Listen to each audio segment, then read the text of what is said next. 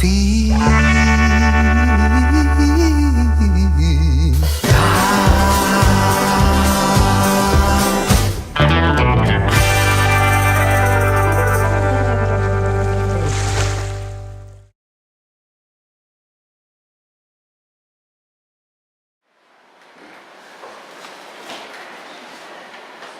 Bueno, buenas tardes. Para quien no tuve el privilegio de saludar, vamos a estudiar hoy juntitos, en este tiempo que el Señor nos dio, un pasaje de la Escritura muy interesante, que a veces pasamos por alto. ¿Por qué? Porque por lo general pensamos, sabemos o estudiamos o consideramos que Cristo murió y que resucitó.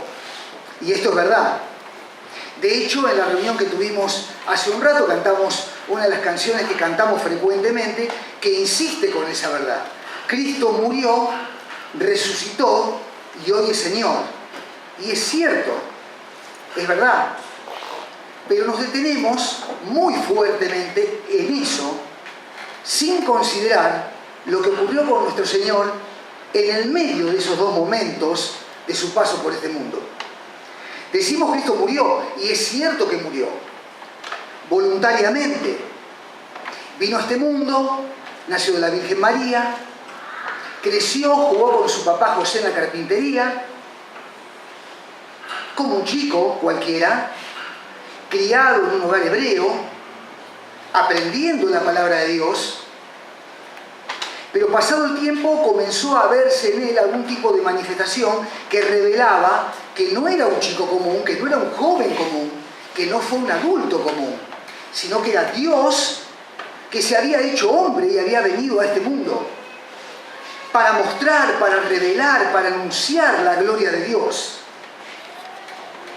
Para que aquel Dios invisible, a quien nadie había visto jamás, pudiese ser visto en la persona de su Hijo Jesús. Porque de hecho, quienes tuvieron la bendición de ver a Jesús, vieron a Dios. Dios hecho hombre se entrega voluntariamente a morir un día en la cruz. Y muere en la cruz, a las afueras de Jerusalén, en una montaña con forma de cráneo, de calavera, llamado Gólgota, y allí se entrega por sus pecados y por los míos, y muere. Muere porque los romanos utilizan la muerte en cruz como la peor de las torturas para un criminal, para un sedicioso, para un ladrón, con Jesús, quien según la Biblia no conoció pecado. Así que no cabe ninguna duda que Cristo murió. Aquellos que estuvieron con él pudieron, aún con cierto temor, ver de lejos que Cristo estaba siendo asesinado sobre una cruz. Pasado el tiempo pudieron escribir aquellos libros que forman parte de la Biblia contando que le vieron morir en la cruz. Cristo murió. Por sus pecados y por los míos murió. Pero a menudo también con nuestra mente viajamos al glorioso momento cuando Cristo resucitó, y está bien que lo hagamos. Porque si Cristo no hubiera resucitado, vana sería nuestra fe, no tendríamos esperanza. Seríamos un grupo de torpes que se reúnen a recordar a un Dios muerto. Pero Jesús murió, pero resucitó. Y aquellas mujeres fueron el primer día de la semana, un domingo como el de hoy, no tan frío seguramente en Medio Oriente, pero me lo imagino tan transparente como el de hoy, y se encontraron porque la tumba estaba vacía. Y el ángel les dijo: ¿a quién buscáis? ¿A Jesús? No está aquí, ha resucitado. Resucitó como él había anunciado que habría de hacerlo. Cristo murió, pero Cristo resucitó. Y un grupo grande, muy grande, son solamente aquellos que eran los más allegados de él, tuvieron la oportunidad de participar con Jesús de un montón de días después de que él, habiendo muerto, resucitó. Y esa es la gloria de nuestra reunión, que venimos para recordar que Cristo murió, pero que Cristo vive. y que, como dice la vieja canción, nos ha traído alegría. Él nos ha transformado, es nuestro glorioso Salvador. En Él descansa nuestra vida cotidiana en la tierra. A Él vamos cuando tenemos dificultades, lamentos o preocupaciones. Con Jesús, que es nuestro Dios, compartimos nuestras penurias y nuestras alegrías, porque está vivo, habiendo estado muerto en una cruz. Ahora yo quiero que usted piense en lo que Pablo escribe en una de sus cartas, y puede verlo usted allí en la palabra de Dios, en 1 Corintios. Porque quiero que nos detengamos un ratito para ver lo que ocurrió entre aquella trágica muerte y la gloria de su resurrección. Pablo le escribe a aquellos que vivían en Corinto. Corinto es una localidad que aún hasta el día de hoy conserva parte de su historia en la arqueología y que se encuentra a unos 45 minutos en auto desde la capital Atenas, en Grecia. Y él escribe a los creyentes, y fíjate, hermano, lo que él le dice: porque primeramente os he enseñado lo que asimismo recibí. Miren, si ustedes ven los versículos precedentes, van a ver ustedes que Pablo está hablando del Evangelio de Dios. La palabra Evangelio no es un invento de las iglesias evangélicas, ni tampoco del Evangelio de Jesús. La palabra evangelio es una palabra que era común en el ambiente griego, porque a los griegos y a los romanos les encantaba que venga alguien a traer buenas noticias. Así que cuando llegaba alguien con una noticia, se decía que había venido a traer un evangelio, una buena noticia, una información nueva, desconocida. Pablo le está diciendo que él primeramente les enseñó el evangelio, el mensaje de Dios, qué es lo que él había recibido. Y Pablo recibe el Evangelio primeramente por tradición. Pablo tuvo oportunidad de hablar con aquellos que vieron que Jesús murió y que Jesús resucitó. Él estuvo con ellos, era de su generación, él charló y seguramente los habrá exprimido, permítanme la expresión, para que ellos le cuenten acerca de Jesús. Así que Pablo está seguro de lo que dice. ¿Y qué es lo que dice Pablo en su carta a los que viven en Corinto? Le está diciendo algo que viene enseñando ya hace un tiempo. ¿Qué es lo que Pablo ha enseñado? Que Cristo murió. Pero no murió por sus pecados, no murió por sus errores, murió, dice la Escritura, por nuestros pecados. Le dice a los que viven en Corinto. Y querido hermano, querido amigo, Cristo murió por sus pecados. Aunque usted se haya detenido a pensar en esto, nunca lo haya considerado, cuando Cristo murió, murió por sus pecados en la cruz. Pero lo que es singular ver es que no murió porque los romanos quisieron que muera, ni tampoco porque aquella turba insistente gritó muy fuerte pidiendo: crucifícale, crucifícale, queremos a Barrabás. No murió tampoco porque los fariseos eran unos chambones que quisieron sacarse de encima a una nueva religión dentro del judaísmo. ¿Qué dice Pablo? Murió por nuestros pecados conforme a las Escrituras. No lo tomó por sorpresa al Señor morir en una cruz. Estaba anunciado proféticamente que Cristo tenía que morir. Es que vino para eso.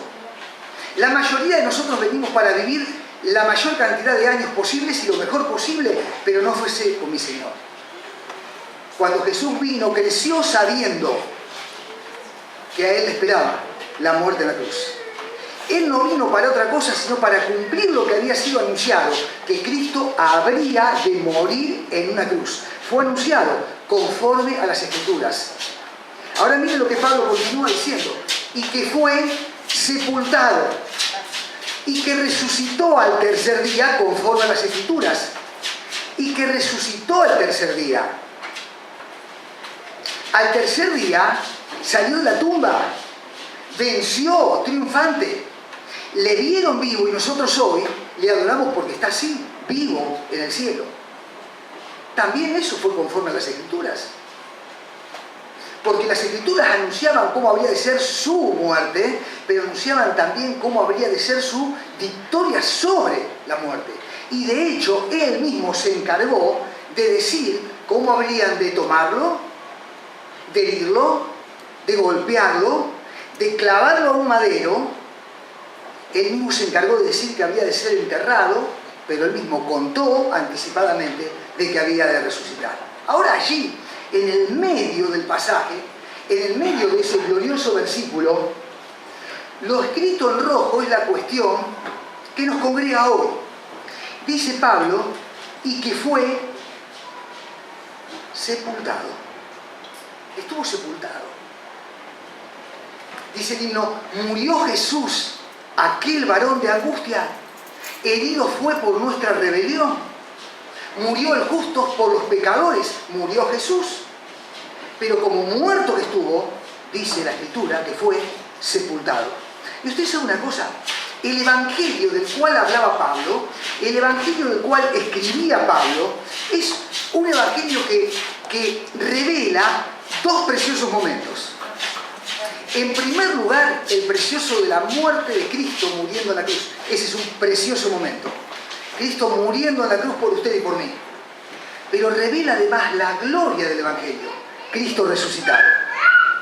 Murió y resucitó, pero fue, como hemos leído recién, enterrado. Así que yo quisiera que por un cachitín nos detengamos justamente en esa parte del versículo que Él fue sepultado. Cuando Cristo resucitó, no se olvidó que estuvo en una tumba. Cristo sabía que iba a ser enterrado y supo muy bien de dónde había salido. De una tumba que es figura de muerte, una tumba que es figura de condenación.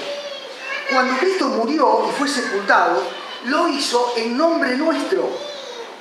Lo hizo pensando en usted y pensando en mí. En realidad, cuando murió, fuimos muertos en Él, los que creemos en Él. Y fuimos sepultados con Él, los que creemos en Él. Por eso, el creyente dice que en Cristo, mirándolo al Salvador en la cruz, hemos muerto al pecado. Hemos muerto al pecado. Eso es muy interesante. Pero el creyente también sabe que con Cristo, cuando Cristo fue enterrado, nosotros hemos, por decirlo de algún modo, creyendo en Él, enterramos nuestra antigua manera de vivir. ¿Se entiende? Por eso que cuando debajo mío se bautiza aquí en este púlpito una persona, se dice que al ser puesta en el agua, está muriendo a la antigua manera de vivir con Cristo. Pero al salir del agua, está dejando en el agua, en esa especie de tumba líquida que es el bautisterio, su antigua manera de vivir. Por eso digo que la expresión de que fue sepultado es por demás importante en la vida del cristiano. Porque nosotros morimos con Cristo y con Cristo en nuestra antigua manera de vivir fuimos sepultados. ¿Lo pensó una vez?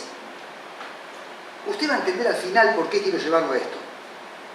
Es decir, que yo y usted somos con Cristo uno en su muerte.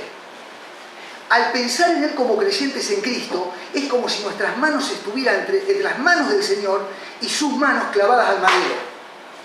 Cristo murió por mí, pero allí, como creyente, estaba yo.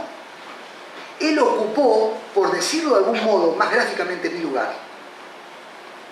Y cuando Él fue enterrado, yo espiritualmente estaba enterrando con Cristo mi antigua manera de vivir. ¿Se entiende? Es profundo, es importante, es muy importante considerar que no solamente murió y resucitó, sino que Él fue enterrado. Su muerte debía en mi vida cristiana ser mi muerte. ¿Se entiende? Su muerte debía ser mi muerte espiritual. Morí con Cristo. Su tumba debía ser la mía. Enterrado con Él. ¿Para qué? Para poder resucitar. Si no hay muerto, no hay resurrección. Si yo no muero, no puedo resucitar. Por eso es que, por decirlo de algún modo, morí como creyente con Cristo y he sido enterrado con Él para que Él pueda dar a mí el poder de su resurrección, el poder del Espíritu Santo. Ahora bien, el pecado de todas maneras anda en derredor nuestro todo el tiempo. Pero nosotros como creyentes en el Señor no debemos reconocerlo como soberano en nuestra vida. Él viene, se mete, ocupa parte de nuestra vida, nuestros gustos, nuestros deseos, nuestra mente, nuestro corazón, pero como creyentes sabemos bien que es un intruso. No lo queremos y procuramos sacarlo de medio nuestro. Es más, debiéramos despreciar el pecado, como Dios desprecia el pecado también. En realidad podemos decir que hemos muerto al gobierno que tenía el diablo y el pecado sobre nuestra vida. Y como hemos muerto a ese dominio del pecado y del diablo sobre nuestra vida, es que fuimos muertos con Cristo y sepultados con Cristo. Porque si no vivimos la experiencia de la tumba, mucho menos podemos aspirar a la renovación del Espíritu Santo en una vida poderosa, fructífera y llena del poder de Dios. Con su resurrección, con la de Él, nosotros tenemos vida nueva. No somos lo que somos como creyentes en Cristo Jesús por lo que podemos hacer, sino por lo que Él inyecta en el poder del Espíritu Santo, debido a que Él murió, fue enterrado, demostrando que la antigua naturaleza que le había condenado a Él por culpa nuestra y no suyo, estaba para siempre enterrada en la profundidad de la mar. Cuando Él resucita una nueva vida para no morir jamás, nos da a nosotros los creyentes la expectativa y la esperanza de vivir para Dios, con un nuevo corazón, con nuevas expectativas, con un nuevo rumbo, con nuevas ideas, deseando otro tipo de placeres en nuestra vida, procurando que nuestro vocabulario sea cambiado, porque tenemos la vida de Jesús en nosotros, en el poder del Espíritu Santo. ¿Pero por qué? Porque primeramente Cristo murió y enterró en el sepulcro toda mi maldad. ¿No lo dice? ¿Es una canción? Lo cantamos y es así. Ahora yo quiero, queridos hermanos, que pensemos un poco justamente en lo que pasó aquel día. Ustedes saben que en una ciudad de Italia, en Roma, en la Basílica de San Pedro, hay una estatua que es muy popular, que es una estatua que realizó Miguel Ángel Buonarroti. Miguel Ángel Buonarroti no solamente era un artista plástico, sino que era además pintor. La Capilla Sixtina está pintada por él. Además, él era poeta y además él era arquitecto. Era muy joven. Cuando hizo esta obra tenía solamente 24 años. Dicen los historiadores que él fue a los Alpes de la Toscana y que buscó el pedazo de mármol que él consideraba digno de semejante figura. Así que hizo traer a Roma ese trozo de mármol, y él con su cincel y su martillo hizo justamente eso que es popular. Bueno, allí está María, representada típicamente para los católicos apostólicos, porque María está jovial, está linda, está joven, e inclusive siendo mucho más vieja que el Señor, está allí en la estatua mucho más joven que el Señor. Bueno, esa es la idea que ellos tuvieron, tienen y tendrán de María siempre como la Madre de Dios eterna y que nunca cambia. Bueno, allí está. Perfecto. Los que miraron la escena labrada con el cincel por Buonarroti dijeron: esto no lo hizo él. Es imposible que un tipo de 24 años haya hecho eso. Buonarroti se enojó tanto que ¿qué hizo? En uno de los pliegues de María tatuó su nombre y su apellido. Es singular, fue la única vez que él tatuó o firmó una obra suya con el cincel, porque le dio bronca, se enojó que no crean que la había hecho él. Es una obra maravillosa, inclusive al verla llama la atención porque tiene tamaño natural, tiene 1,75 m de alto por 1,40 m. Bueno, las cosas que hizo este hombre son terribles. El Moisés es terrible, el David es terrible. Bueno, pero usted sabe una cosa, que en realidad, aunque esto es muy bello para verlo, para considerarlo, para recordar algo de la historia del arte, poco tiene que ver con lo que pasó en realidad. Bíblicamente eso no ocurrió. Bíblicamente eso no pasó. Las cosas según la Escritura no fueron así. Así que vamos a ver qué es lo que pasó en realidad según la palabra de Dios. Si usted tiene su Biblia allí, puede ver lo que dice Marcos y puede ver lo que dice Juan. Fíjese lo que dice así Marcos. Marcos dice: José de Arimatea, miembro noble del concilio, que también esperaba el reino de Dios, vino y entró osadamente a Pilato y pidió el cuerpo de Jesús. Pilato se sorprendió de que ya hubiese muerto Jesús, y haciendo venir al centurión, le preguntó si ya Jesús estaba muerto. Informado por el centurión, le dio el cuerpo a José. José compró una sábana y quitándolo de la cruz, lo envolvió en la sábana y lo puso en un sepulcro que estaba cavado en una roca, allí en la peña, e hizo rodar una piedra a la entrada del sepulcro. Eso es lo que encontramos de este hombre llamado José de Arimatea. Ahora mire lo que dice la Escritura con respecto a otro hombre importante que participa en este incidente después de que Cristo murió. Después de todo esto, José de Arimatea, discípulo de Jesús, discípulo que lo era secretamente por miedo a los judíos, rogó a Pilato que le permitiese llevar el cuerpo de Jesús y Pilato se lo concedió. Entonces vino y se llevó el cuerpo de Jesús. También Nicodemo, el que antes había visitado a Jesús de noche, vino trayendo un compuesto de mirra y de aloe, como de 100 libras. Tomaron el cuerpo de Jesús, lo envolvieron en lienzos con especies aromáticas, según es la costumbre de los judíos para sepultar.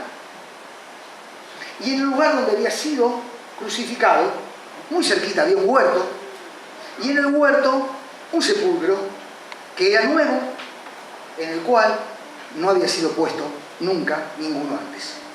José de Arimatea, primer participante de este incidente. José de Arimatea, como su nombre lo indica, era de una localidad cercana a Jerusalén que se llamaba Arimatea. Por eso este era José de Arimatea.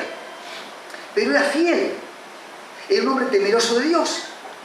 Realmente algunas manifestaciones que encontramos en los evangelios de él nos hablan claramente de que José de Arimatea era una persona que temía a Dios y que esperaba el reino de Dios. Mire, Mateo, por ejemplo, dice que José de Arimatea era un hombre ilustre. Marcos dice que era bueno y honrado. Y Lucas, que era un discípulo de Jesús. Ahora, es sugestivo ver que José de Arimatea, no siendo de Jerusalén, compra un sepulcro para ser enterrado en Jerusalén. Eso nos habla claramente que como en aquel entonces hoy muchos judíos temerosos de Dios esperan la resurrección del cuerpo por haber estado enterrados allí, en Jerusalén. Así que él, que tenía los medios para hacerlo, porque no cualquiera podía tener una tumba nueva comprada esperando el momento de ser enterrado, él compra una tumba para ser enterrado allí. Los 4 evangelios coinciden y cuentan lo mismo. Jesús acaba de morir en la cruz. Pedro, su discípulo, le niega 3 veces. Los apóstoles se dispersan muertos de miedo. Poncio Pilato termina todavía de secarse sus manos. Pero este hombre, José de Arimatea, piensa en la sepultura de su Señor. Qué notable, ¿no? Los suyos huyeron. Algunos escaparon. Pero él piensa en la sepultura de su Señor. Es sugestivo ver que este José de Arimatea, hasta el momento casi anónimo en las Escrituras, piensa en que su Señor tenga un lugar donde descansar. Ahora mire el otro caso, el caso de Nicodemo, que hemos leído recién. La primera vez que aparece Nicodemo, aparece tratando de hablar con Jesús de noche. Aquella noche Jesús le habla del nuevo nacimiento y Jesús se queda sorprendido porque ve que un hebreo temeroso de Dios entiende muy poco acerca de lo que Jesús le está enseñando. Llegado el momento, inclusive defiende a Jesús. Nicodemo se planta y pide un juicio un poco más cabal y menos definitivo antes de que Jesús sea condenado. Allí están los dos. 2 hombres que se encargaron de ver qué hacían con el cuerpo de Jesús. Y allí podemos imaginar brevemente, abruptamente, cada uno a su manera, qué fue lo que ocurrió. Bajaron a Jesús de la cruz. Lo bajaron y no le pidieron ayuda a un sirviente. De hecho, los dos tenían seguramente personas que servían en su hogar. Eran personas de renombre. Políticamente consideradas, reconocidas, tenían relaciones con medio mundo, sin embargo, no mandaron un sirviente. Podemos ver que toman probablemente ese impulso del Espíritu Santo e intentan hacer algo con Jesús. Permítame que me demore un instante en esto. Hasta ese momento habían tenido miedo de decir que confiaban en Jesús y que creían en Él. Ahora aparentemente le perdieron. Ahora ya no lo tienen. Ahora su maestro solamente necesita de un par de brazos que lo bajen de una cruz y lo entierren. Lo tuvieron, lo vieron, lo escucharon, pero fueron testigos misteriosos, silenciosos, miedosos. Ahora valoran a aquel que ya no está. Hermano, a menudo tienen que ocurrir algunas cosas en nuestra vida para que valoremos las cosas que antes no tenían valor. Hermano, a veces tenemos que perder algo para darle el valor que verdaderamente tiene. A veces tenemos que perder un trabajo, la salud, un ser querido, para caer y reflexionar y decir, lo tuve tan cerca y me escondí de él. Tenían vergüenza, temor. No es una crítica, solamente un comentario para que usted y yo nos demos cuenta de que es necesario hoy ser testigos fieles de Cristo. ¿Cuándo lo vamos a hacer? ¿En qué momento? ¿En qué momento? Y con respecto a la familia, a las cosas cotidianas, valoremos lo que tenemos. Disfrutemos lo que tenemos. Hermano, no todas las cosas duran para siempre. Que no llegue el momento de que algo perdés en tu vida y sufras por no haberlo valorado cuando lo tuviste. Pero eso es un comentario que inclusive no pensaba hacer. Bueno, allí bajan a Jesús y lo tienen ya. Pero hay un problema, lo ven y está en la cruz. Un par de soldados romanos los acompañan porque recibieron la orden cuando testificaron de que estaba muerto, de que les acompañen, pero ellos no movieron un pelo, No hicieron absolutamente nada, ya lo habían clavado. El muerto estaba muerto. Su trabajo había sido llevado a cabo. No tenían más que mirar lo que hacían los otros por Jesús. Y yo quiero que usted se imagine por un instante la incomodidad de bajar un cuerpo muerto clavado en una cruz. Yo quiero que usted no pase por alto esta noche que Jesús murió, pero que estuvo clavado en la cruz. No murió sentado en una banqueta, ni en la comodidad de un living, ni predicando en una sinagoga, ni en una iglesia. Murió en la cruz y tuvieron sus amigos que bajaron de la cruz. Y tuvieron seguramente que conseguir alguna herramienta importante para poder desclavar las manos de Cristo que estaban clavadas a la cruz. Y con la misma herramienta probablemente desclavar los pies de Cristo clavados al madero. Ahí está José de Arimatea, sufriendo, triste, angustiado, tratando de hacer un trabajo que nunca esperó que iba a tener que hacer. Y logran bajar a Jesús de la cruz. Y allí lo bajaron. Y allí está Jesús, pobremente vestido, cargando en él la figura de uno que voluntariamente se entregó a morir en la cruz por usted y por mí. Le podemos ver allí. Llevaron el cuerpo y pudieron palpar de cerca sus heridas. Pudieron ver inclusive aún las heridas de los latigazos en la espalda. Tuvieron probablemente, antes que preparar el cuerpo para la sepultura y bañarlo, sacar algunas astillas, algunas espinas, probablemente alguna todavía espina penetrante de la corona que llevó el Señor por usted y por mí. Allí podemos verlos a ellos haciendo este trabajo que nunca esperaron tener que hacer.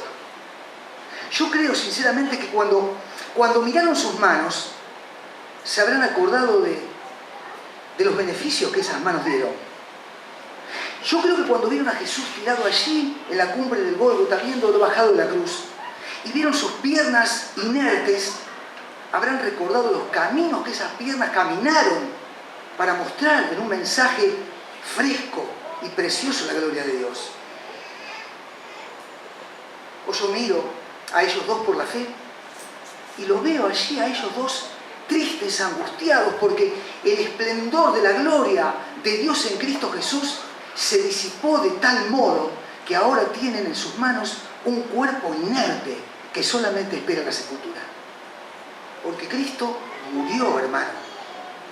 Pero Cristo, además, fue enterrado. Fue enterrado por usted y por mí. Allí está José, corriendo y tomando coraje, lo hemos visto, y presentándose delante de Poncio Pilato, golpeando alguna puerta o mostrando alguna de sus credenciales para pedirle a Pilato que le dé el cuerpo de Jesús. Nadie pedía el cuerpo de un crucificado. ¿A quién se le podía ocurrir semejante cosa? Recibió la autorización y Pilato dudó. Y Pilato dijo, no sea cosa que lo bajen y que esté vivo. Mandó a un centurión, se aseguró de que esté muerto y dio la orden. Así fueron y lo bajaron al Señor de la cruz. Eso hizo José de Arimatea. Compró una sábana. Probablemente por lo que se usaba en aquella época, una sábana nueva de lino, traída a lo mejor de Sidón, de Fenicia o de Egipto, para envolver a su Señor. Y mire Juan 19:39. Preste la atención un poquito a eso. También Nicodemo, el que antes había visitado a Jesús de noche, vino trayendo un compuesto de mirra y de aloes, como de 100 libras, una locura lo que gastó. Una exageración lo que gastó. Tremendo el gasto. O lo hizo él solo o se puso de acuerdo con José, pero compraron una cantidad de especias aromáticas para embalsamar y perfumar el cuerpo del Señor, que era para hacerlo en 20 difuntos. ¿Sabe que me acuerdo al perfume roto de aquella mujer? Todo el alabastro entero, no hacía falta. Un poquito perfumaba, lo volcó todo. Ellos compraron abundantemente, era su Señor, lo habían perdido. Fue una manera práctica de demostrar cuánto lo extrañaban, cuánto lo amaban. Lo trajeron, la mirra, la mezclaron la mirra allí con los aloes. Esa mirra probablemente traída de Esmirna, de allí viene el nombre de mirra, de Esmirna, fue mezclada. Y después que el cuerpo del Señor fue bañado, según la ultranza judía, lo embadurnaron todo para amortajarlo y meterlo a la tumba. Yo no sé si usted ha pensado alguna vez cómo va a ser su vejez. Por momentos a mí me preocupa pensar cómo van a ser mis últimos años. ¿En qué medida yo voy a poder valerme por mí mismo, no? O si es que voy a necesitar de alguien. Yo creo que eso, en cierto modo, nos preocupa a la mayoría. A veces uno piensa, ¿cómo será mi vejez? ¿O acaso necesitaré que alguien me ayude, me vista, me cambie, me bañe? El inocente Cordero de Dios, de tal manera me amó. Jesús sabía todo, A Jesús lo bañaron. Tuvieron que limpiarlo antes de prepararlo para la sepultura. Dios hecho hombre. Dios con nosotros. Emanuel, qué humillación, hermano. Qué humillación.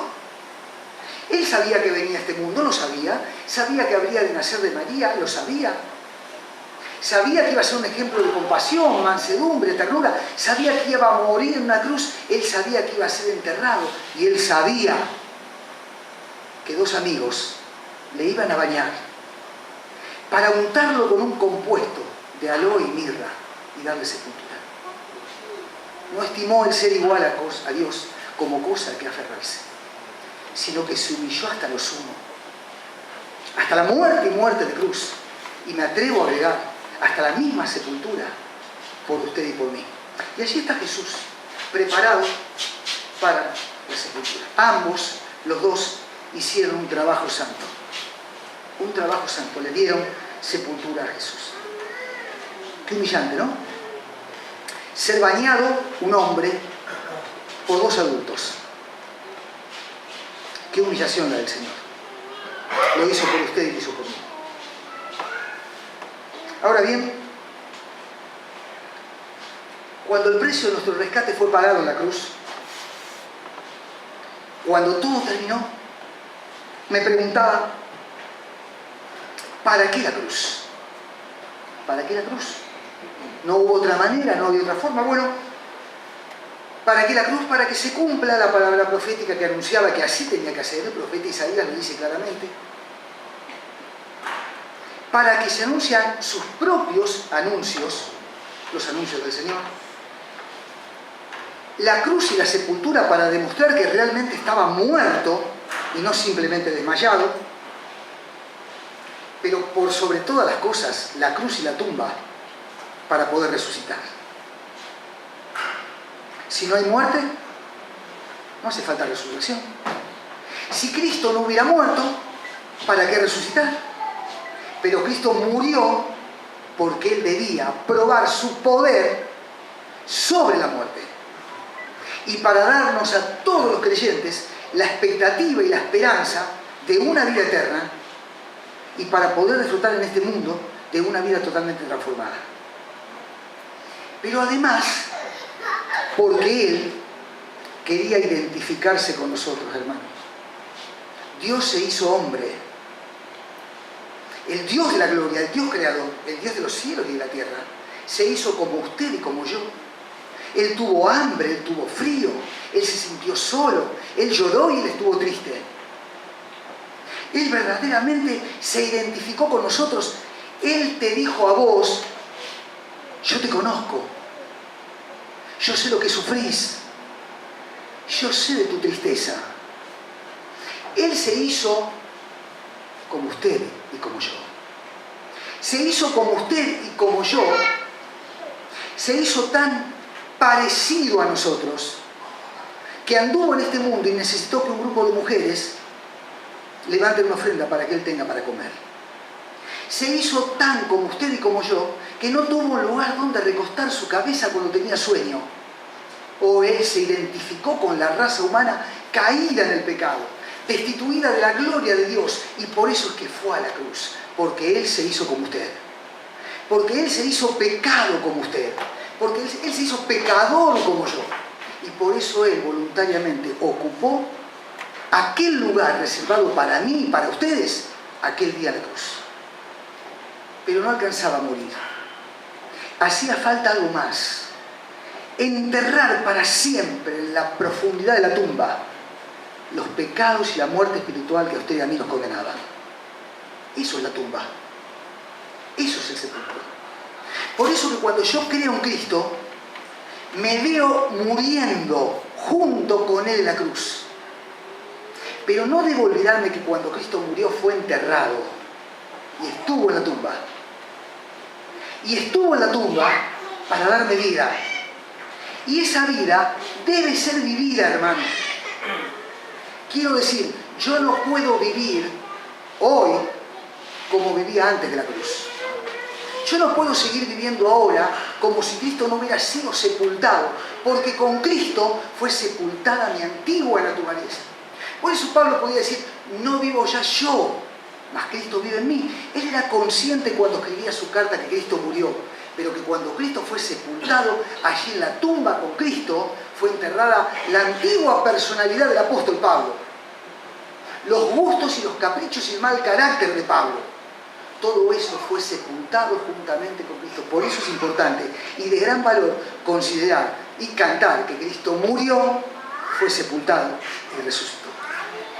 Queridos hermanos, que el Señor nos bendiga muy ricamente y que podamos volver a casa disfrutando hoy que en Cristo Jesús hay perdón de pecados en la cruz, pero que en la tumba que quedó vacía, en esa tumba Él dejó hundido en la profundidad de la peña para siempre jamás las cosas feas, los pecados que nos separaban y que hoy a menudo son causa todavía negligentemente de nuestro coqueteo. Cristo murió, pero fue enterrado. Y allí en la tumba dejó toda mi maldad. Allí en la tumba dejó escondido para siempre y nunca nadie se acordará de todos mis pecados. Y allí en la tumba dejó solamente, ¿qué cosa? La sábana, con la que sus amigos le envolvieron con aloe y mirra. Y salió triunfante. y resucitó y vive. ¿Y por qué Él resucitó? En esa resurrección física, corpórea de Él, hay para mí esperanza de vida eterna. Porque no está muerto, porque no está enterrado, porque vive. Hay un poder que Él dispensa a todos aquellos que le buscan, que creen en Él, que confían en Él. Hay poder en la sangre de Jesús. Hay poder por su muerte en la cruz. Y es el poder que hoy predicamos y que le invitamos a usted a aceptar en su corazón y en su vida. Porque Cristo murió, fue sepultado, resucitó y vive. Y los creyentes podemos disfrutar de esta nueva vida. Porque Él murió, porque Él nos permite dejar en la profundidad de la tumba todo nuestro pecado cotidiano y porque Él nos da poder en la vida, porque Él venció la muerte y vive. Y esperamos su regreso y mientras tanto nos acordamos de Él, hacemos memoria de Él, queremos ser testigos fieles de Él y decimos gloria a Dios por lo que ha hecho, porque yo estaba lejos, condenado, muerto a morir en el infierno y ahora tengo la vida de Dios, la vida que Él me da por no haber quedado en la tumba, aunque estuvo sepultado, porque Él vive. ¿Oramos? ¿Le parece bien?